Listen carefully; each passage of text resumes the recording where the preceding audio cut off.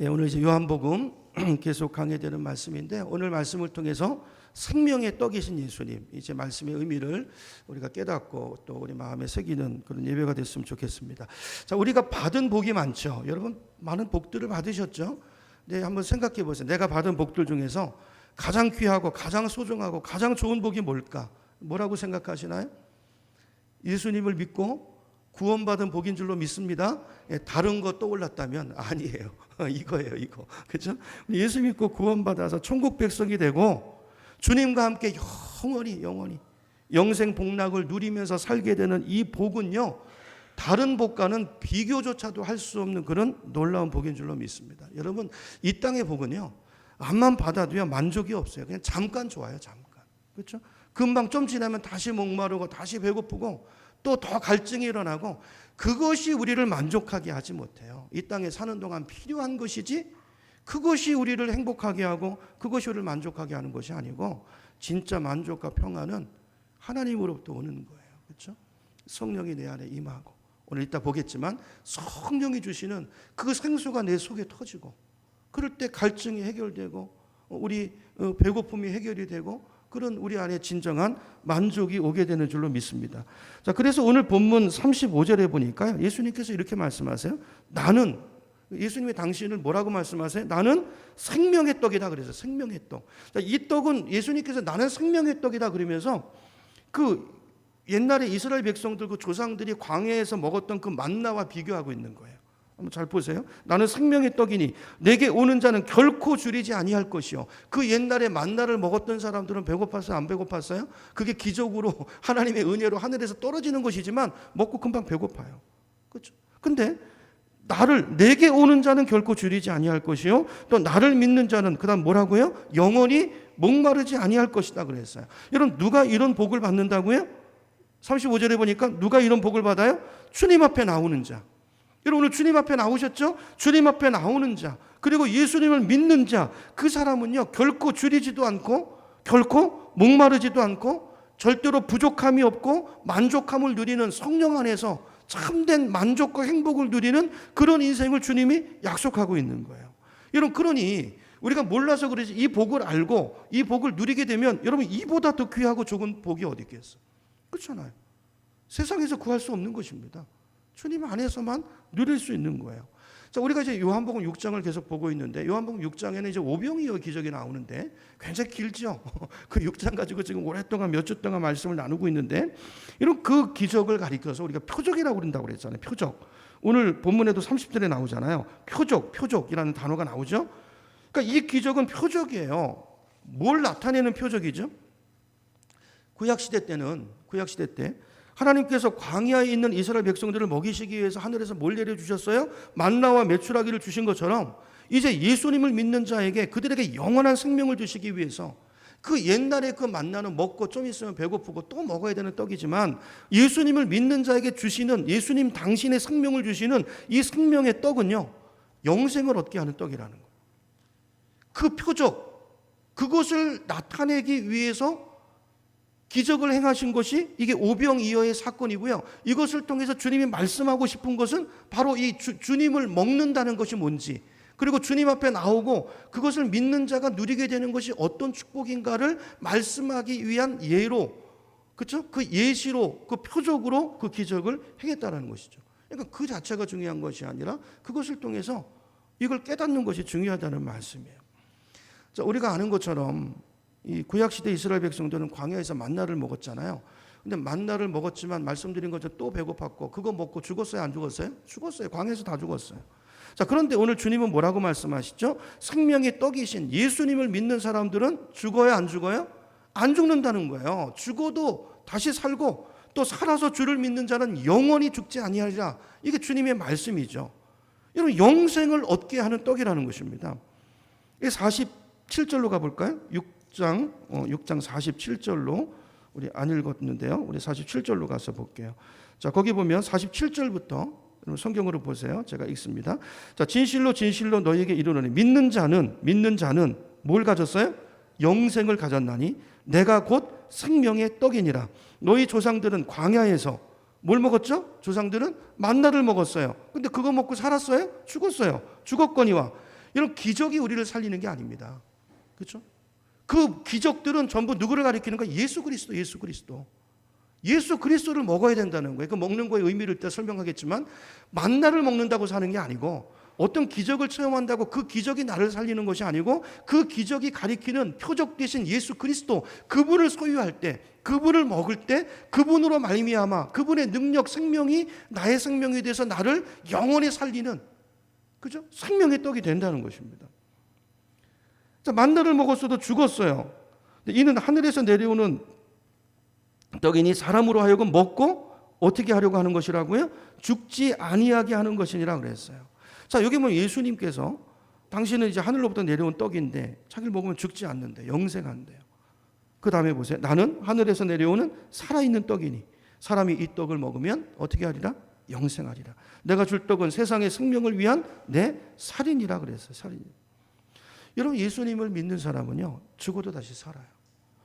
그리고 주님께서 재림하시는 날, 죽어도요 믿음 안에서 죽은 사람들은 주님께서 재림하시는 날 부활에 동참하게 되는데, 이걸 뭐라고 그랬죠? 첫째 부활이라고 그랬잖아요. 생명의 부활로 나온다고 그랬어요. 그리고 생명의 부활로 나와서 그 후로 주님과 함께 영원토록 함께 살게 되는 그 영원한 생명에 참여하게 된다는 것입니다. 또 35절 하반절에 보면 이 생명의 떡을 먹는 사람은 영원히 목마르지 않는다고 그랬어요. 왜 영원히 목마르지 않을까요? 그 떡을 먹으면 왜 영원히 목마르지 않는 것입니까? 하나님께서 우리에게 뭘 주시기 때문에? 성령을 주시기 때문에. 성령. 그러니까 우리가 목마르지 않고 우리의 삶의 모든 결핍과 거기서 벗어나는 길은 우리가 성령 받는 것인 줄로 믿으시기 바랍니다. 우리가 성령의 충만함을 받게 되면 우리 안에 마치 생수의 강이 흐르는 것처럼 우리 안에 놀라운 일들이 일어나요. 우리 안에 강이 터진다고요. 기쁨의 강이 터지고, 그래서 그 기쁨이 넘치고 감사가 넘치고 행복이 넘치고 환경을 초월한 그 알 수 없는 그 만족, 기쁨, 행복, 이게 성령으로 말미암아서 우리 속에서 터지는 샘물처럼 우리에게 부어진다는 거예요. 왜 안 목말라요? 계속 넘치니까. 성령이 주시는 기쁨이 계속 넘치니까. 여러분, 이걸 체험해야 그게 예수 믿는 거예요. 그래야 그게 성령을 모시고 사는 거예요. 여러분, 반드시 이걸 사모하시고 이런 은혜를 체험하시기를 축원합니다. 요한복음 7장으로 갑니다. 요한복음을 계속 볼 텐데요. 오늘 성경을 많이 볼 거예요. 7장 몇 절로 가냐면요. 37절부터 보죠. 37절 보세요. 지금 제가 방금 드렸던 말씀을 설명하고 있는데요. 37절부터 제가 읽습니다. 명절 끝날 곧 큰 날에 예수께서 서서 외쳐 이르시되 누구든지 목마르거든 어디로 가서? 세상으로 가서 그 갈증을 해소하려고 하지 말고 누구에게로 와서? 주님 앞으로 나와. 여러분, 갈증이 생기고 뭔가 허전하고 목마를 때 주님이 부르시는 거예요. 주님 앞에 나오셔서 마시기 바랍니다. 만족을 얻으시기 바랍니다. 나를 믿는 자는 성경의 이름과 같이 그 배에서 뭐가 흘러나와요? 생수의 강이 흘러나온대요.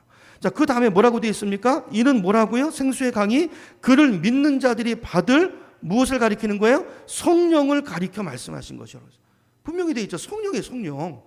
예수 믿는 자에게 하나님께서 성령을 주시기 때문에 그 성령 때문에, 성령이 우리 안에 생수의 강을 터뜨려 주시기 때문에 그로 인해서 우리 삶에 만족이 오고, 그죠? 기쁨이 오고 그런 인생이 된다는 거예요.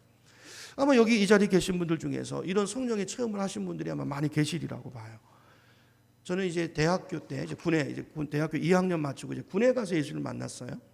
그러고 나서 이제 제대하고 나서 학교 뒤쪽에 있는, 그때 이제 처음 이제 교회 생활을 시작했는데 그 교회가, 제가 다녔던 교회가 성광교회라는 교회인데 고신축 교회인데요. 일반적인 고신축 교회와 다르게 그때 상황에서 볼 때 굉장히 뜨거운 교회였어요. 뭐 새벽에도요, 막 고신축 교회인데 막 불이 붙어요. 막 기도 많이 하는 교회인데요. 그때 이제 제가 대학부 우리 그때 그때 거기 순장이라고 그랬는데 그 순장 형님이 이제 저는 이제 건축을 전공했었고 기획과 다니는 선배였어요. 제가 고등학교 선배이기도 하고 이제 학교 이제 같이 이제 공대 선배이기도 했는데 그분이 이제 저를 이제 후배니까 직속 후배잖아요. 고등학교 많이 챙겨주고 이렇게 하다 보니까 그 형님을 따라다니게 됐어요. 근데 이분이 굉장히 뜨거운 사람이었어요. 기도도 많이 하고 항상 보면요, 대학생인데도요 목소리가, 선교사님으로 나가셔서 지금 목소리가 항상 걸걸걸걸하고 항상 기도해가지고요, 이 홀리보이스라고 그러잖아요. 그런 분이었어요. 근데 이분을 따라다니다 보니까 어떻게 됐을까요? 저도 기도 많이 하게 되고, 저도 그때 성령의 의뢰를 받게 됐어요. 대학부 수련회 때. 근데 거기는 또 밤에 이 대학부끼리도 이제 그 철야기도를, 산상기도를 많이 갔었는데, 가서 성령의 은혜를 받고 막 은사를 받고 그런 은사 체험들을 하게 됐어요. 그때 제가 처해 있는 외적인 상황을 보면요, 그때 저희 가정은 좀 이렇게 잘 살 때가 별로 없었지만, 제 기억에 그때는 특별히 더 가난할 때였어요. 정말 너무 힘들고, 저희 어머니는 맨날 아프시고, 뭐 가정에 불화도 많고 힘들고 가난하고. 자, 그런데 그때 제가 예수님을 믿고 나서 주님을 만나고 성령의 은혜를 체험하고 나니까요, 왜 그렇게 기쁜지. 아니, 현실은 똑같아요. 달라진 게 아무것도 없거든요. 달라진 게 하나 있다면 제가 은혜 받은 거예요. 제가 기도해가지고 성령을 만난 거예요. 성령 체험을 한 거예요. 제 안에 와 계시는 성령이 느껴지기 시작한 거예요. 요거 하나 달라졌는데 제 삶이 달라졌어요. 너무 기쁘고 행복하고. 왜 그렇게 기쁜지. 그 찬송가 가사에 있는 것처럼 세상과 나는 간 곳 없어지고, 그렇죠? 늘 희죽거리고 다니고, 늘 만족이 있고, 순식간에 어떤 삶의 문제와 걱정들이 없는 게 아닌데 걱정이 사라지고. 여러분, 이런 은혜 받으시는 분들 계시죠? 여러분, 이게 얼마나 좋은지. 여러분, 이 성령의 은혜를 받으면요, 제가 그때 한참 뜨거웠을 때는 맨날 성경 읽었어요.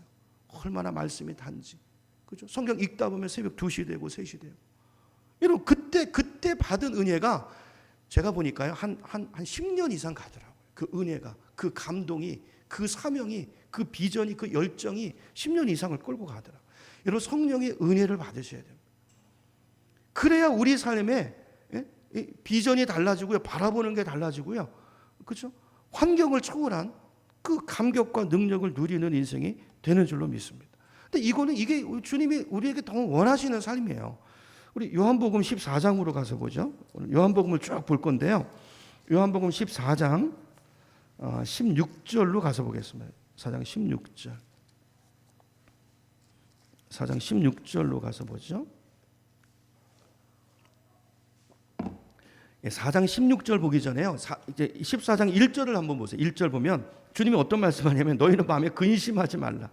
그러니까 제자들이 막 근심과 걱정과 두려움으로 꽉 차 있었거든요. 그런 제자들을 향해서 말씀하시는 거예요. 자, 그리고 이제 16절부터 제가 보겠습니다. 자, 근심하지 말라는 거예요. 그러면서 이렇게 말씀하세요. 내가 아버지께 구하겠으니. 자, 뭘 구하죠? 또 다른 보혜사를 너에게 보내주시도록 구할 거라는 거예요. 근데 그 보혜사라는 말은 뭐죠? 우리를 도우시는 분이란 뜻이에요. 멀리서 도우시는 분이 아니고 우리 곁에 와서, 우리 속에 와서, 내 옆에 서서 나를 도우시고, 나를 힘주시고, 나를 격려해 주시고, 나를 끌어주시고, 이끌어주시고, 그 보혜사, 예수님 말고 또 다른 보혜사, 성령님을 가리키는 것입니다. 성령님을 너희에게 보내사 영원토록 너희와 어떻게 있게 한다고요? 함께 있게 하리니 그는 진리의 영이라. 세상은 능히 그를 받지 못하나니 이는 그를 보지도 못하고 알지도 못함이라. 그러나 너희는 그를 아나니. 그는 누굽니까? 너희는 성령을 아나니. 우리가 성령을 어떻게 알죠? 그 다음 말씀 보세요. 그분이 우리와 함께 계시니까 경험을 통해서 아는 거예요. 아멘이십니까? 그분을 함께 또 우리는 알아요. 함께 계시기 때문에. 아니, 함께 계시는데 어떻게 몰라요? 여러분, 성령이 여러분 안에 계시는 거 아십니까? 아셔야 돼요. 그걸 아셔야 돼요. 그렇죠? 성령이 계신 증거가 뭔가, 내 느낌보다 더 중요한 건 성경의 말씀들이 있어요. 우리 다음 주에 또 나눌 거예요. 자, 그런 것들을 보고 이게 성령이 내 안에 계시다는 표시고 사인이구나, 이렇게 알라는 거예요. 그리고 그분을 의지하고 그분 안에서 안심하라는 거예요. 그 얘기를 하시는 거예요. 자, 또 그분이 어디 계세요? 성령이 어디 계십니까? 너희 속에 계심이라 그랬어요. 하나님께서 우리 속에 성령님을 보내주셔서 우리를 떠나지 않고 우리와 영원토록 함께 하시도록 이렇게 하시는 이유가 뭐죠? 그 뒤에 보세요. 내가 너희를 고아와 같이 버려두지 아니하리라. 그러니까 주님께서 우리를 버려두지 아니하시고 성령을 보내주셔서 우리를 돌보시고 우리를 위로하시고 우리를 도와주시고 그렇게 해주신다는 거예요. 여러분, 이 성령님을 알고 느끼고 사는 사람과 그렇지 않은 사람은 너무 다른 거예요. 신앙생활이 너무 다른 거예요. 그렇죠? 14장 26절로 갑니다. 14장 26절로 가보세요. 26절 또 보혜사 나오죠. 보혜사 말의 뜻이 뭐라고요? 나를 돕는 분이에요. 변호사 같은 분. 자, 보혜사 곧 아버지께서 내 이름으로 보내실 성령, 그가 너희에게 모든 것을 어떻게 하시고 가르쳐 주시고. 여러분, 성령의 지도를 받으시기 바랍니다. 그분이 가르쳐 주세요. 그분에게 물어보시면 인도해 주세요. 또 내가 너희에게 말한 모든 것, 예수님이 우리에게 말한 모든 게 뭐죠? 성경 말씀. 여러분, 우리는 낯 놓고 기억자 모를 때가 많아요. 성경을 읽지만 이게 도대체 무슨 말씀인지, 그렇죠? 이게 이해하지 못하고 깨닫지 못하는 말씀을 어떻게 해요? 예수님께서 생각나게 하신대요. 이 생각나게 하신다는 헬라 원어의 뜻은 깨닫게 하신다는 뜻이 있어요.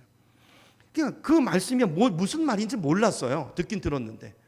근데 그거를, 그 말씀을 딱 생각나게 하시고 그 말씀이 뭔지를 그 상황 속에서 정확하게 적용시켜 주시고 깨닫게 하시고 그 말씀이 내 삶의 능력이 되게 하시고 이 일을 하시는 분이 우리 안에 와 계신 성령님인 줄로 믿습니다. 그렇죠? 자, 그 다음 또 뭐라고 되어 있어요? 중요합니다. 평안을 너희에게 끼치노니. 그러니까 우리가 근심 가운데 있을 때 성령이 하시는 일이 뭐냐면 평안을 끼치는 거예요. 끼친다는 얘기는요, 확 덮는다는 뜻이에요. 그러니까 여러분, 이 보재기 같은 걸로 이 큰 천막 같은 걸로 확 덮어버리는, 그러니까 존재도 없이 확 덮어버리는. 여러분, 이 성령이 주시는 평안 때문에 문제 속에서도 걱정하지 않을 수 있는 거예요. 자, 평안을 너에게 끼치노니, 그 평안은 누구의 평안입니까? 예수님의 평안이에요. 예수님이 이 땅에서 누리셨던 그 평안, 그 평안을 우리에게 누가요? 성령이 준다는 거예요. 성령이 그 평안으로 덮어준다는 거예요. 자, 근데 그 평안은, 내가 너에게 주는 그 평안은 세상이 주는 평안과 같지 않대요. 여러분, 세상이 주는 평안은요, 조건적인 평안입니다. 그렇죠? 좀 있다 없어지는. 통장에 돈이 100만 원이 있어요? 처음에 평안해요. 100만 원. 우리 재난지원금 받으셨나요? 다 쓰셨죠? 받을 때 갑자기 평안이 확 임했는데 잔고가 줄어들면서 갑자기 평안이 갔죠. 이런 평안, 이 세상이 주는 이런 평안이 아니고 그것을 초월해 있는, 뛰어넘는, 끊임이 없는, 다함이 없는 그런 놀라운 평안, 그 평안을 누가요? 성령님이 우리에게 덮어주신다는 거예요. 여러분, 이 평안을 받고 사시기를 축복합니다. 여러분, 모든 사람들이 다 근심하고 다 두려워하고 그렇게 하는 그런 환경 속에서도 성령을 모시고 사는 사람은요, 성령이 이 평안으로 덮어주기 때문에, 예수님의 이 권세로 덮어주시기 때문에 그 가운데서도요, 두려워하지 않아요. 그 가운데서도 걱정이 없어요. 그 문제 가운데서도요, 두 다리 쭉 뻗고 자요. 이게 주님이 주는 평안이고 성령을 모시고 사는 사람들에게 주어진 복이고 은혜인 줄로 믿습니다. 그러니까 이 성령이 내 안에 와 계시다는 걸 아까 알라고 그랬잖아요. 알라고. 자, 이거를 알면 여러분 이렇게 생각하셔야 돼요. 어떤 상황 속에서도 난 혼자가 아니야. 누가 계세요? 성령이 나와 계세요. 그분은 누구세요? 전능하신 하나님이세요. 예수님의 영이세요. 그 성령의 권능으로 나를 덮으시고 그분의 평안으로 나를 덮으시고 걱정할 필요가 없다는 거예요. 혼자가 아니고 언제나 이 성령이 나와 함께 하시다는 것을 여러분이 믿으시기를 바랍니다. 믿으시길 바랍니다. 여러분, 우리 부모는 우리와 항상 함께 있지 못해요. 그죠? 그리고 좀 있으면 또 떠나세요. 다 때가 되면 가세요. 남편도 가고 아내도 가고 친구도 가지만, 그러나 영원토록 변함없이 신실하게 그 자리에서 나와 함께 하시고 언제까지요? 내가 천국 가는 그날까지 나를 돌보시고 이끄시고 나와 함께 하시는 그분이 여러분 성령님이시라는 걸 기억하시고 그분을 주목하세요. 그분을 주목하시고 그분과 동행하시고 그분의 은혜들을, 평안을 누리면서 살아가는 여러분 되시기를 축원합니다. 자, 예수님께서 십자가에 못 박혀 죽으신 시간이 이제 금요일 날 오전 9시에 죽으셨잖아요. 근데 예수님께서 십자가에 죽으시기 전에 그 전날 밤에 다락방에서 제자들과 마지막 식사를 하셨어요. 이걸 최후의 만찬이라고 그러잖아요. 근데 그 내용이 이제 마태복음 26장에 있는데요. 이건 그냥 제가 읽을게요. 자, 이렇게 되어 있습니다. 그들이 먹을 때, 마지막 만찬 식사를 하는 거예요. 먹을 때 예수께서 그때 떡을 가지사, 오늘 생명의 떡 얘기를 하는데 떡을 가지사 축복하시고 떼어서 제자들에게 주시면서 이렇게 말씀하세요. 자, 떡이에요. 우리 교회는 성찬식 할 때 떡이 아니고 이제 카스테라 이렇게 잘라가지고 주잖아요. 그거를 주면서 주님께서 말씀하시면서 이걸 받아 먹으라. 그러면서 이것은 뭐라고요? 내 몸이니, 그래서 내 몸이다. 또 그 다음에 잔, 우리 잔 있죠? 우리 성찬식 할 때 포도주 잔, 포도주를 따라주는데 그 잔을 가지고 감사기도 하시고 또 그들에게 주시면서 이르되 뭐라고 말씀하시냐면 너희가 이것을 다 받아 마시라. 자, 이것은 뭐예요? 너희로 하여금 죄의 사함을 얻게 하려고 많은 사람을 위해서 흘리게 될 나의 피니라. 곧 언약의 피니라 그랬어요. 자, 성만찬을 같이 식사를 하시면서 떡을 주시면서 그 떡은 뭐라고요?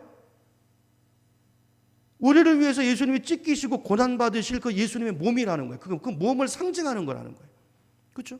피는 뭐라고요? 너희 죄 때문에 너희를 위해서 흘릴, 너희의 그 죄를 속하기 위해서 내가 흘릴 나의 언약의 피라는 거예요. 언약의 피라는 것입니다. 그것을 믿음으로 떡을 받아 먹고 그 잔을 마시면, 그렇죠? 그것이 언약이 돼서 그것이 우리 안에 생명이 되고 우리를 살리는 능력이 된다는 거예요. 자, 이걸 이제 사도 바울이 고린도전서에서 말씀하는데요. 우리 고린도전서로 한번 가보겠습니다. 요한복음 쪽 뒤로 가면 로마서 뒤에 고린도전서 11장으로 가보죠. 우리 이제 성만찬 예식할 때 잘 보는 말씀이죠. 고린도전서 11장 23절로 가서 보겠습니다. 지금 제가 한 이야기인데요. 성경 구절로 한번 읽어보죠. 신약성경 277페이지에 있습니다. 277페이지 고린도전서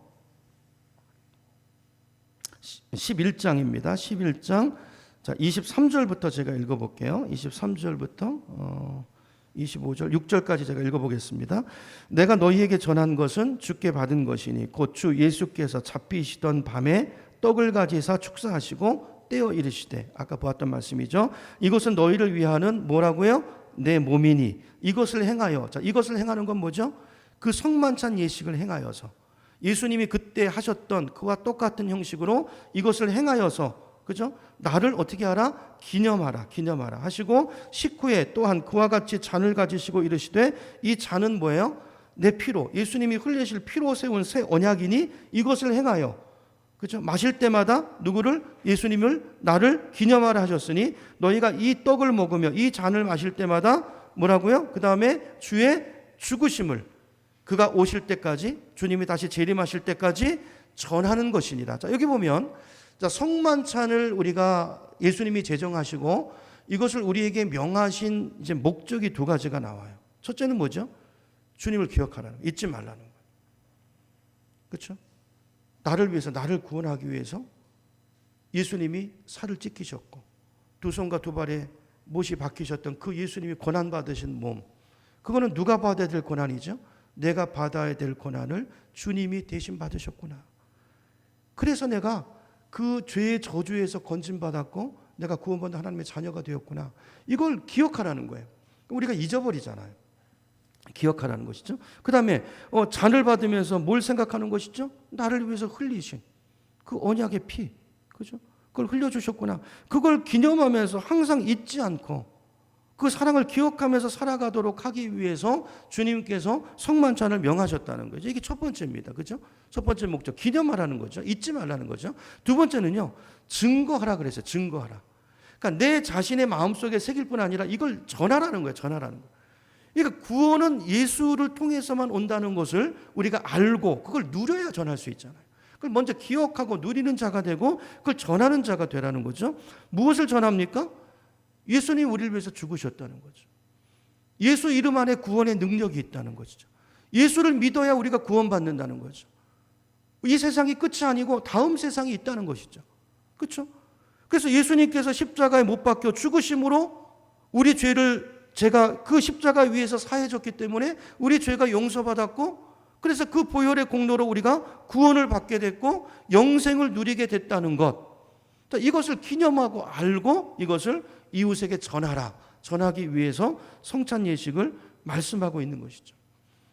우리가 이제 그 7월 달에 이제 성찬 예식을 하게 될 텐데, 여러분 이 말씀을 꼭 기억하시고 그때 다시 한번 정리를 하겠지만 여러분 성만찬의 의식을 아시고 그걸 누리시는 우리가 됐으면 좋겠어요. 자, 그래서 이제 다시 오늘 요한복음으로 가보면요, 요한복음 6장으로 가서 봅니다. 요한복음 6장 53절로 가서 볼게요. 요한복음 6장 53절로 가보면 주님께서 이렇게 말씀하세요. 내가 진실로 진실로 너에게 이르노니 인자의 살을 먹지 아니하고 인자의 피를 마시지 아니하면 너희 속에 뭐가 없어요? 생명이 없어요. 자, 내 살을 먹고 내 피를 마시는 자가 뭘 가졌어요? 영생을 가졌고 마지막 날에 그 사람을 내가 다시 살리리니 내 살은 참된 양식이고 내 피는 참된 음료로다. 내 살을 먹고 내 피를 마시는 자는 누구 안에 거해요? 주님 안에 거하고 주님도 우리 안에 와서 거하신대요. 그러니까 우리 안에 성령님으로, 자, 성령님은 예수님의 영입니다. 성령님을 통해서 주님이 우리 안에 와서 거하신대요. 자, 거하나니 살아계신 아버지께서 나를 보내심에 내가 아버지로 말미암아 사는 것 같이 나를 먹는 그 사람도, 자, 예수님이 아버지로 인해서 사는 것처럼, 그렇죠? 예수님의 피와 잔을 믿음으로 먹고 받는 그 사람도 누구로 말미암아? 예수로 말미암아. 예수님이 십자가 위에서 행하신 그 표적, 그죠? 그것으로 말미암아 우리도 살게 된다는 거예요. 자, 이것이 하늘에서 내려온 떡이라는 거예요. 그러니까 구약의 그 광야에서 내렸던 이 만나는 뭘 가리키는 것입니까? 예수님을 가리키는 거예요. 그러니까 하늘에서 내려온 만나, 광야는 먹을 것이 없는 것이잖아요. 그러니까 만나를 만나지 못하면 죽는 거예요. 그들이 하늘에서 내리는 만나를 먹으면서 매일매일 생명을 유지하고 살았던 것처럼, 그것은 그때는 그 만나는 표적이니까, 그림자가 불완전한 거니까 그걸 먹었어도 이 표적이에요. 그건 상징이에요, 상징. 그래서 그걸 먹어도 죽었지만 그것이 가리키는 진짜 만나인 예수 그리스도가 오셨어요. 그렇죠? 그래서 그 예수 그리스도의 그 피와 살을 믿음으로 받고 그 의미를 알고 그걸 믿고 그걸 내 마음에 새기고 그 복음을 전하는 이런 삶을 사는 사람들은 뭐예요? 그렇죠? 그 믿음으로 말미암아 산다는 거예요. 그 말씀이죠. 나를 먹는 그 사람도 나로 말미암아 살리라. 자, 이것은 하늘에서 내려온 떡이니 조상들이 먹고도 죽은 그것, 조상들이 먹고도 죽은 그것은 뭐죠? 만나. 이해하고 계시는 거죠? 만나. 그러니까 만나와 같지 아니하고 이 떡, 주님의 생명의 떡, 주님이 흘리신 보혈. 그러니까 이건 어떤 실체가 아니고요. 이건 상징이고 주님 우리를 위해서 죽으신 그 사랑, 그 은혜, 그걸 믿음으로 받고 그걸 믿음으로 받는 사람은 영원히 살리라. 이 말씀이죠. 자, 여기 보면 이제 다시 정리하면요. 전에 이제 지금 그분 오셨다가 지금 우리 교회 안 나오시는데 그분이 저한테 질문하시더라고요. 아니, 교회는 왜 예수님을 먹는다고 말하냐고, 그거 그렇게 무식한 말을 쓰냐. 그래서 그거 듣고 보니까 그렇게 생각하실 법해요. 예수님 먹는다고 되어 있는데, 여러분, 우리가 어떻게 예수님의 살과 피를 먹겠습니까? 예수님을 먹는 게 아니고 떡과 잔을 먹는 거죠. 그 상징인 그걸 먹는 거죠. 그러면서 그걸 연합을 말하는 거예요. 연합을 말하는 것이죠. 그게 먹으면 우리 속에서 그게 들어가면 어떻게 되죠? 우리 속에 흡수돼서 포도주와 내가 따로 있는 게 아니고 그게 들어와서 그게 내가 되고 내가 그게 되고, 이거 아까 예수님 말씀하신 거죠. 예수님 주신 상징이에요, 상징. 그러니까 믿는다는 건 이런 거죠. 그러니까 예수님과 완전히 연합되는 것입니다. 그분의 생각이 나의 생각이 되고. 그래서 오늘 아까 찬양한 게 그거예요. 하나님의 꿈이 나의 비전이 되고, 이게 예수님 믿는 거예요. 하나님의 꿈 다르고 내 꿈 다르고 이거 다르면 하나님 생각 다르고 내 생각 다르고, 이건 예수를 믿는 게 아니에요.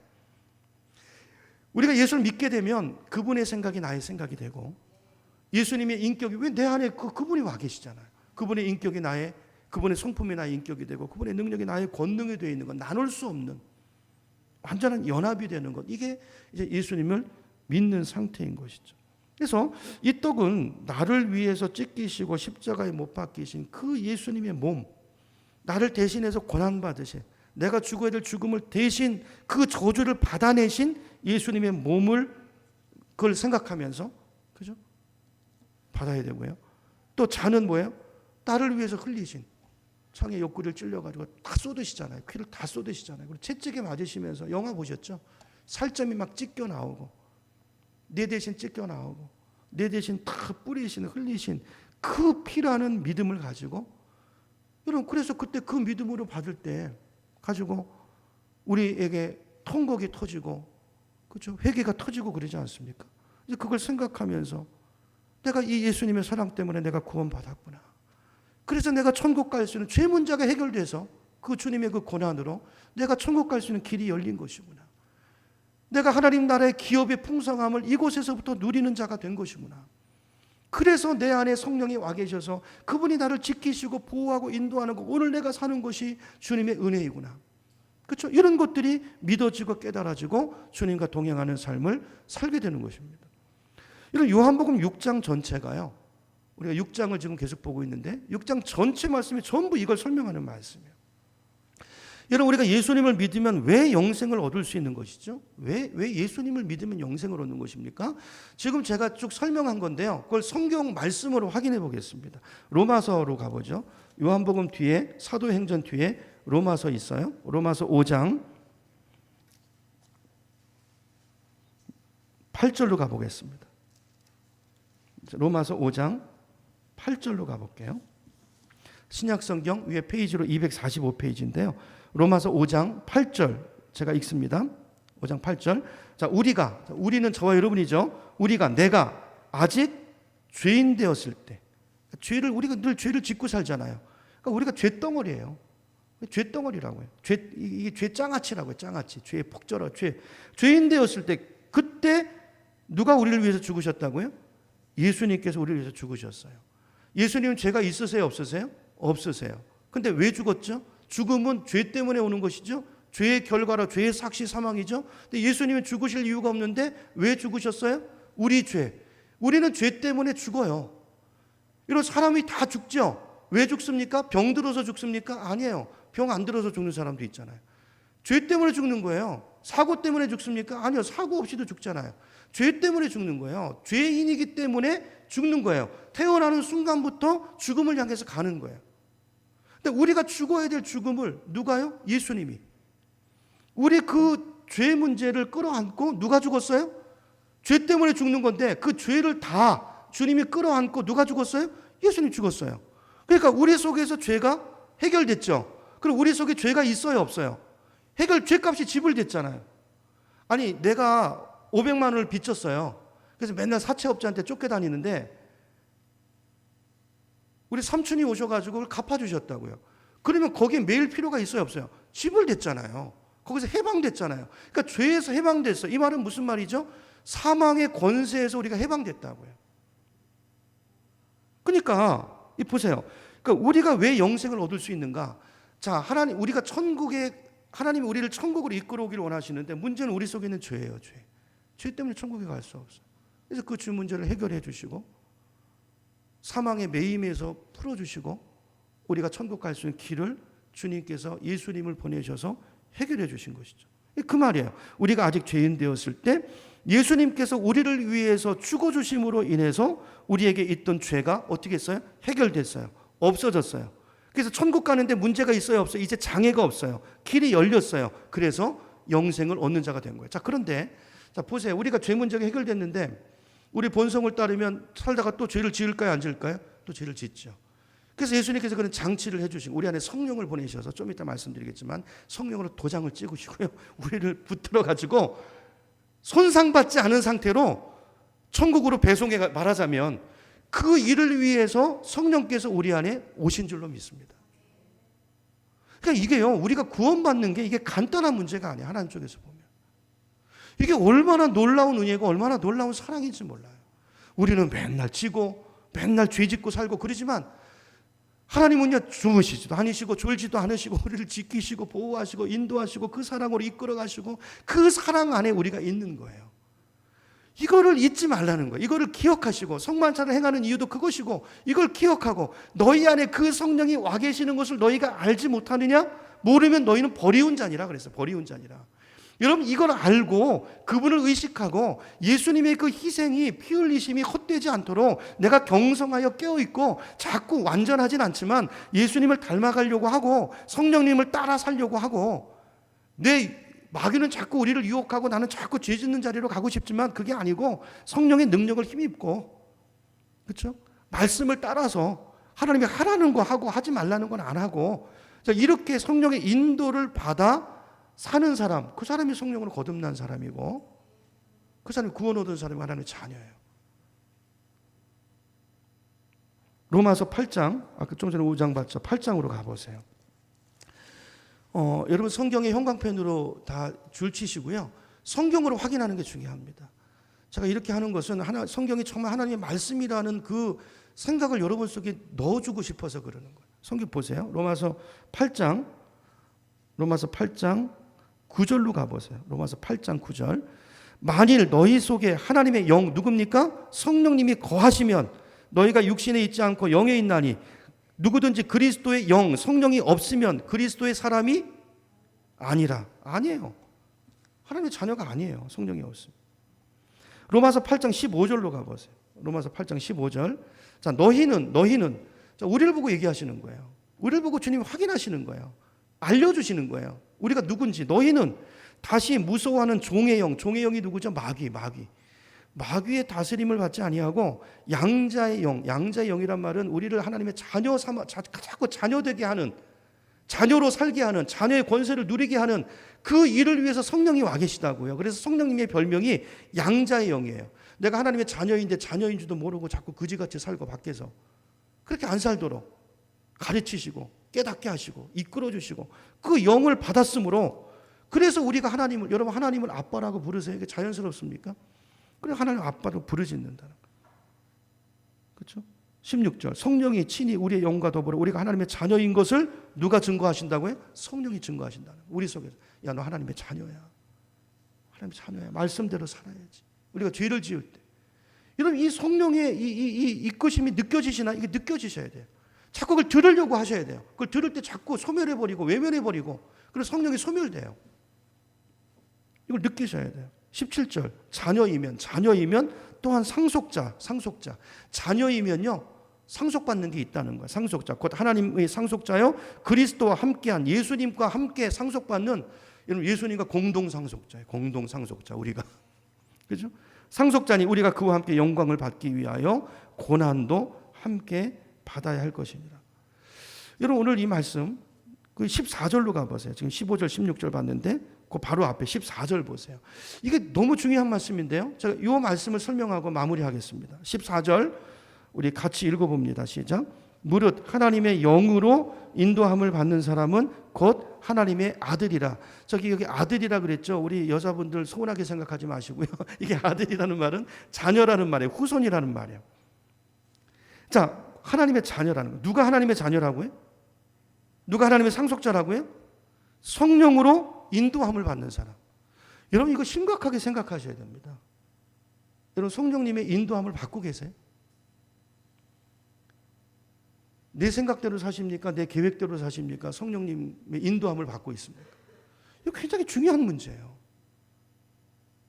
인도함을 받고 사셔야 돼요. 그렇죠? 성령의 인도함을 늘 받으면서 살잖아요. 늘 관심이 성령님에게 가 있고, 자, 어떤 일이 있을 때 그냥 하십니까? 그러지 마세요. 성령의 인도함을 받으려고 하세요. 주님의 뜻이 뭘까? 기도하고 시작하세요. 예배하고 시작하세요. 이게 목사 의존증이 아닙니다. 여러분이 예배를 하시든지 안 되면 예배하고 하세요. 이게 중요한 거예요. 이게 뭐죠? 성령의 인도함을 받으려는 자세인 거예요. 이게 믿음인 거예요. 이게 속에 성령이 진짜 임하고 성령과 함께하는 사람에게 나타나는 현상이라고요. 이게 없어요? 무시하고 살아요? 이거는 심각해요. 근데 우리가 이렇게 늘 성령의 인도하심을 받으려고 하잖아요. 근데 이걸 염두에 두고 사잖아요. 그러면 어느 순간에요, 내가요 성령님과 코드가 딱 맞아버립니다. 이게 무슨 말인지 아시겠죠? 딱 맞아버려요.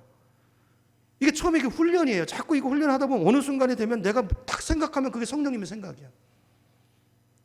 딱 뭘 생각하면 속에서 성령님이 느껴져요. 성령님 막 기뻐하세요. 그래 그거 성령님 생각이에요. 이게 자동으로 되는 거예요.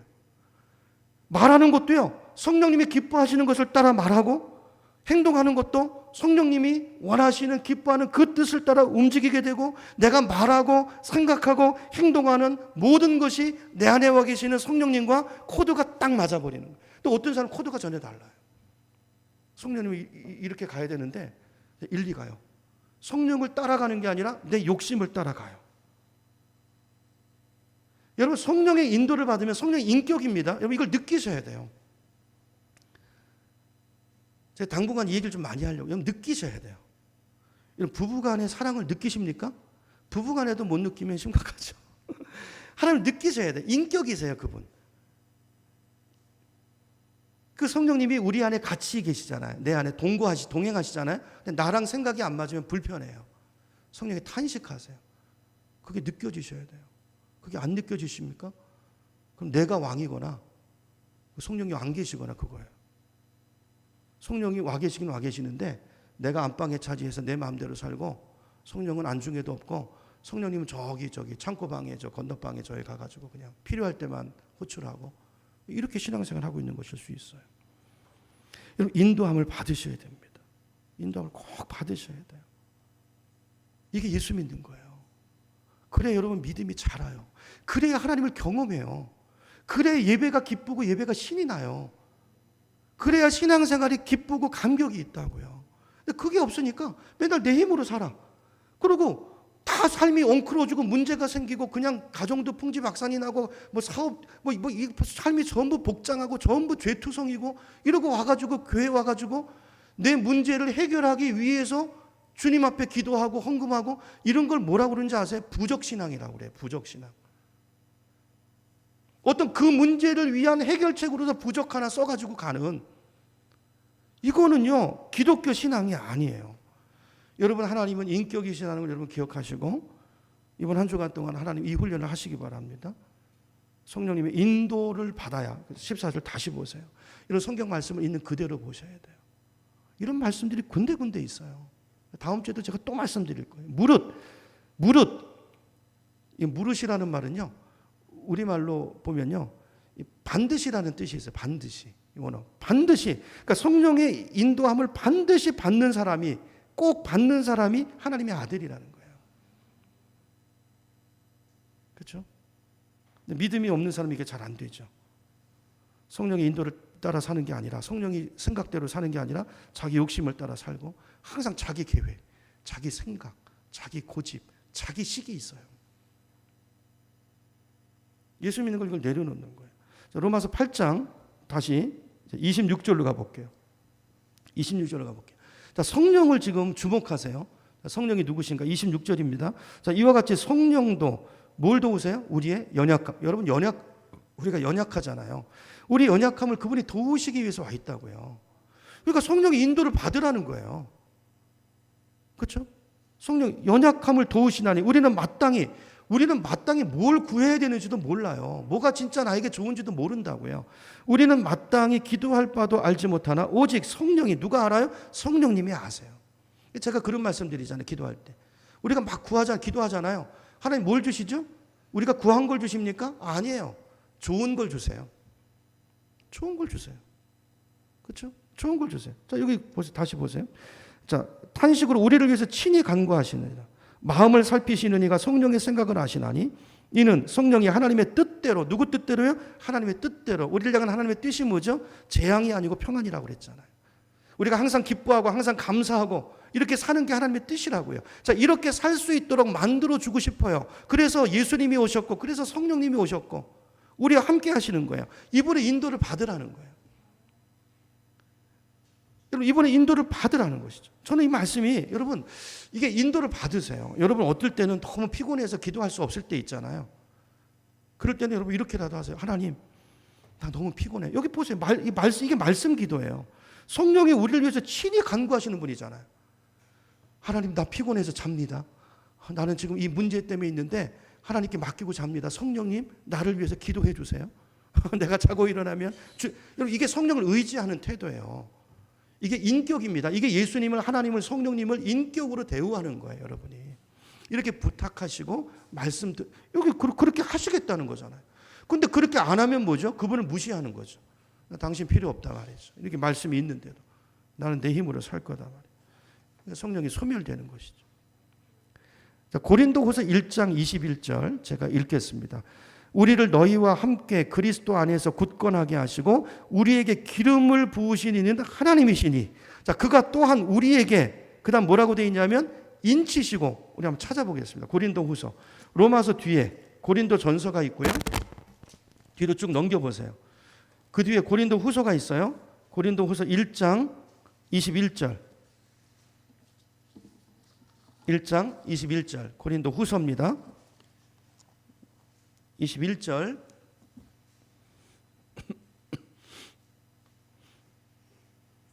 위에 페이지로 287페이지쯤에 있는데 제가 읽어볼게요. 자, 우리를 너희와 함께 그리스도 안에서 굳건하게 하시고 우리에게 기름을 부으신 이가 누구라고요? 하나님이세요. 하나님이 창세전에 계획하시고 하나님이 계획하시고 예수님이 실행하시고 성령님이 적용하시는 분인데요. 자, 하나님이 그가 또한 우리에게 뭘 하셨어요? 인치셨대요. 인치시고 보증으로 우리 마음에 누굴 보내주셨대요? 성령을 보내주셨대요. 자, 이게 무슨 말이냐면 하나님께서 저와 여러분을 향해서 너는 구원받은 내 자녀다. 하나님께 선포하시고 너는 내 자녀야. 창세전부터 이렇게 계획하시고 도장을 쾅 찍으셨어요. 여러분 옛날에는 자기 소유를 나타낼 때 자기 인감 도장을 딱 찍잖아요. 도장을 딱 찍었는데 너는 내 거야, 내 소유야 이렇게 하나님이 도장을 찍었는데 그 도장이 뭐예요? 그 도장이 성령님이라는 거예요. 성령님이라는 거예요. 그러니까 바꿔 말하면 내 자녀라는 하나님의 자녀라는 증거, 도장을 찍은 증거가 뭐냐면 우리 안에 누가 와 계신 거예요? 성령이 와 계신 거예요. 계속 이 말씀을 지금 반복해서 하는 것입니다. 성령이 와 계신, 성령으로 인치신 거예요. 자, 그러므로 여러분 도장이 있습니까? 하나님 자녀라는? 그럼 바꿔 말하면 뭐죠? 내 안에 성령이 계시냐? 이거. 여러분 내 식으로 그냥 여러분 보세요. 제 말을 잘 들으셔야 돼요. 그러니까 구원은 자기 확신으로 구원받는 거 아닙니다. 나 구원받았다고 확신한다고 내가 확신 가지고 있다고 그 사람 구원받은 거 아니에요. 말씀대로 믿고 이런 증거들을 성경에 말하는 이런 것들을 확인해서 이게 내 안에 이루어져 있을 때 그게 그걸로 확신을 갖는 것이지. 그럼 내가 종교 생활 한다고 나 예수 여러분 그 마태복음 7장에 보세요. 예수님께서 마지막 날 일어날 일을 얘기하시잖아요. 그날에 많은 사람이 주여 주여 말하고 내가 선지자 노릇하고 내가 주님의 많은 일을 하지 않았습니까? 그 사람들이 구원의 확신이 누구보다도 투철했던 사람들이에요. 믿어 의심치 않았던 사람들이에요. 근데 막상 주님 앞에 가니까 뭐라고 그러죠? 뭐라고 그럽니까? 내가 너를 도무지 알지 못하느니 나를 떠나가라. 이 불법을 행하는 자들아 그랬다고. 그럼 말씀대로 확인하셔야 돼요. 말씀으로 확인하셔야 돼요. 성령입니다. 성령. 그러니까 우리가 그동안 너무 많이 성령을 도외시하고 살았고요. 성령을 인격적으로 대우하지 않고 살았어요. 그래서 우리 삶에 변화가 없어요. 여기에 모든 게 막혀 있는 거예요. 그래서 성령을 다시 한번 우리 안에 와 계신가를 확인하시고 그게 예수 믿는 거예요. 그리고 그분과 동행하시고 그분의 인도함을 받으시는 한 주간 여러분의 삶이 되기를 간절히 소망합니다. 여러분 성령님은 언제나 우리와 함께 하세요. 자, 보세요. 성령이 우리에게 함께 하시는 걸 인식하고서 여러분 성경을 읽고 그걸 인식하고 설교를 듣고 기도하고 찬양하면 그때 성경을 읽을 때 그때 그 말씀이 은혜되게 하시는 분이 있어요. 그분이 누군지 아세요? 성령님이세요. 성경을 읽을 때도 이 성령님을 의지하고 동행할 때 그분이 도우세요. 깨닫게 하시고 은혜를 주세요. 말씀을 들을 때도요. 그 말씀이 내 가슴에 꽉 나에게 주시는 레마의 말씀으로 꽉 내 속에 적용이 되게 하세요. 성령님이세요. 왜 이런 일이 안 일어날까요? 둘 중에 하나예요. 성령이 없거나 성령의 인도함을 받지 않는 거예요. 인도함을 받는 게 뭔지 모르는 거예요. 그래서 내 인생에 아무런 일도 일어나지 않아요. 하나님이 하신 일인데 이걸 모르고 이걸 따라 살지 않기 때문에 그것들이 그 풍성한 것들이 우리 삶에 누려지지 않는 것이죠. 이런 성령의 은혜가 임하면 자꾸 우리 죄가 깨달아집니다. 자꾸 우리를 회개하게 만들어요. 그리고 주님의 사랑을 깨닫게 되고 그리고 내 속에 자꾸 기쁨이 넘치게 되고 우리가 힘들 때 아까 찬송가 300장 기억나시죠? 낙심되고 힘들고 그럴 때 찬송을 하고 말씀을 보고 성령을 의지하잖아요. 그럼 막 속에서 생수를 터뜨려 주세요. 그래서 회복이 오는 거예요. 여러분 이런 은혜를 경험하지 못한다면 아직 이게 지금 가야 될 길이 먼 거예요. 내가 지금 아직 진정한 내가 구원받지 못했다고까지 말하고 싶지는 않고요. 아직 예수 믿는 게 뭔지 모르는 거예요. 성령을 전혀 모르고 사시는 거예요. 오늘 이 말씀을 꼭 기억하시고 우리가 성령의 충만함을 받을 때 우리 믿음이 충만해지고 사랑이 충만해지고 마음과 뜻과 힘을 다해서 하나님을 정말 사랑하게 되고 주님을 위해서 헌신하게 되고 먹고 마시고 무엇을 하든지 항상 주님을 위해서 아까 성령과 코드가 맞아가지고요. 항상 무엇을 하든지 그 성령이 기뻐하시는 일 쪽으로 그냥 자동적으로 가요. 코드가 그렇게 가는 거예요. 이런 사람은요. 누구와도 화목하게 지냅니다. 원수까지도 사랑하는 사람이 됩니다. 자기를 핍박하고 받게 하는 사람을 축복하고 그를 위해서 기도하는 사람이 됩니다. 왜요? 그걸 누가 하세요? 내 안에 계신 성령이 그 사람을 그렇게 빚어가시는 거예요. 그러니까 우리 예수 믿는 거는요, 먼저 신분을 바꿔주시고 우리를 그런 사람으로 만들어 가세요. 그 일을 위해서 성령이 우리 안에 오셔서 지금도 그 일을 하시는데, 생각해 보세요. 여러분이 성령을 인식하지 않고 그분과 같이 마음을 합하지 않으면 그 일이 내 안에 안 일어난다고요. 믿음이 안 자라요. 예수 믿는 10년 되고 20년, 30년 됐는데 전혀 성령과 코드가 다르고 그 사람의 말은 전혀 믿음의 말이 아니고 믿음의 생각이 아니고 늘 자기 생각, 자기 수준에서 살아요. 예수 믿는 거 아닙니다.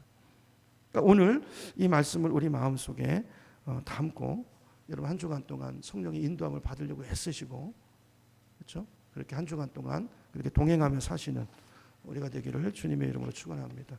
찬양하겠습니다. 526장